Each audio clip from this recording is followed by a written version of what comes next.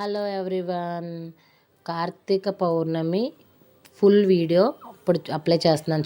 Last year మనం అమ్మవారిని ఎత్తుకుంటాం డబ్బాలో 6 బొట్లు ఒక్కొక్కరు ఒక్కోలా పెడతారు. అయితే మేము డబ్బాలో పెట్టాను.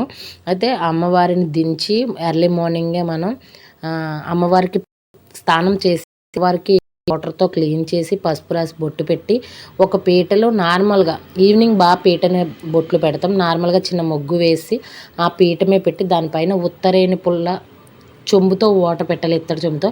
దానిపైన ఉత్తరేణి పుల్ల పెట్టాలి. పెట్టిన తర్వాత మనం నోముల్లో కొన్ని వెరైటీస్ ఉంటాయి. కొంతమంది సలివిడి నోము అని ఉంటుంది, కొంతమంది అరుసుల నోము అని ఉంటుంది. అలా మాది బూరెలు గారెల నోము. బూరెలు అంటే పెసరపప్పుతో కొంచెం బూరెలు చేస్తారు, శనగపప్పుతో కొంచెం బూరెలు చేస్తారు, గారెలు చేస్తాము. గారెలు చేసి ఈ 3 వీటితో నోము చేస్తాం అనమాట. ఒక్కొక్కరిది ఒక్కో టైప్ ఆఫ్ నోము. మాది ఈ టైప్లో ఉంటుంది. తర్వాత మనం ఈవినింగ్ యాజ్ ఇట్ ఈస్ బూరెలు అయిపోయిన తర్వాత ఈవినింగ్ మళ్ళీ మనం స్నానం చేసి మనం దేవుడి మూల అమ్మవారిని మళ్ళీ దించుకుని పాలతో నీళ్ళతో కడిగి అమ్మవారిని పీటని నీట్గా క్లీన్ చేసి పీట చుట్టూ బొట్లు కుంకుమ పసుపుతో బొట్లు పెట్టుకుని అమ్మవారి ఆ పీటను రెడీ చేసుకుని పీట మీద పసుపు కుంకుమ వేసి దానిపైన బియ్యం వేసి బియ్యం మీద మనం ఆల్రెడీ పసుపు కుంకుమతో కడుక్కున్న అమ్మవారిని పాలతో కడుక్కున్న అమ్మవారిని ఆ పీటమే పెట్టి తర్వాత పక్కన పత్తెర్లు అంటే ఉత్తరేణి మర్రి బోల్డ్ పత్తెర్లు ఉంటాయి కదా, ఆ పత్తెర్లు పెట్టుకొని చెరుకు ముక్క గుమ్మడికాయ పెట్టుకొని ఫ్రూట్స్ పెట్టుకోవాలి. ఎవరి ఫ్రూట్స్ ఇవే పెట్టాలని అయితే ఏం లేదు, ఎందుకంటే ఒక్కొక్కరు ఫ్రూట్స్ ఒక్కోలా ఉంటుంది.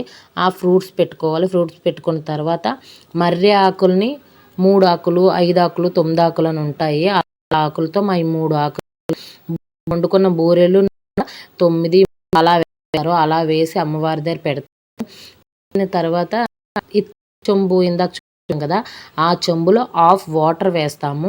హాఫ్ వాటర్ వేసి హాఫ్ ఆయిల్ వేస్తాం. మిగతా హాఫ్ ఆయిల్ వేసి అందులో ఒత్తు వేస్తాం అన్నమాట. ఎందుకంటే అలా ఎందుకు చేస్తామంటే నైట్ అంతా ఒత్తు వెలుగుతూ ఉండాలి. అందువలన మెయిన్గా మనకి ఇంపార్టెంట్ తోరాలు. ఆ తోరాలు అమ్మవారి మెడలో వేస్తాము. అమ్మవారి కొత్త తోరాలకి అమ్మవారి మెడలో వేస్తాం. పాత తోరాలు అయితే అమ్మవారి పక్కన పెడతాం.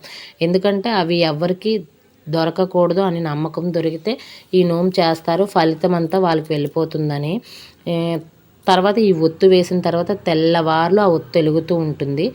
మనం అమ్మవారి ముందు చిన్న అద్దం పెడతాం మేమైతే. ఎందుకంటే అమ్మవారు ఆ అద్దంలో మనం ఎలా రెడీ చేసామో చూసుకుంటారని మా నమ్మకం. మేము అందువలన అలా అద్దం పెడతాము. తర్వాత పూజ అయిపోయిన మధ్యలో అమ్మవారి మెడలో వేసిన ఆ తోరాలని మనిషికి చేతికి కట్టుకుంటాము. మళ్ళీ 10 మినిట్స్లో పూజ అయ్యేలోపు మళ్ళీ దేవుడి మూల పెట్టేస్తాం, ఎందుకంటే పడేయకూడదని. మా